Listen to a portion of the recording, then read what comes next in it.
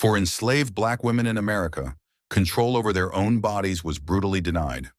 Pregnancy often meant more labor, more suffering, and children born into bondage.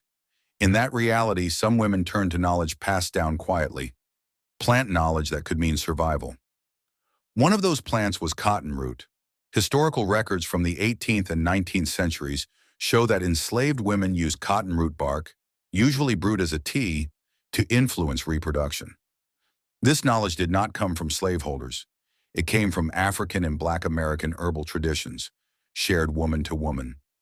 Physicians of the time noticed it too.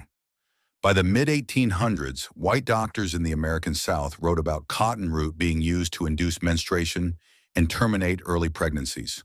Some even experimented with it themselves, acknowledging, often with discomfort, that enslaved women understood its effects. There is no evidence that cotton root was a perfectly reliable or safe contraceptive. It was not modern birth control. Dosages varied. Effects were unpredictable.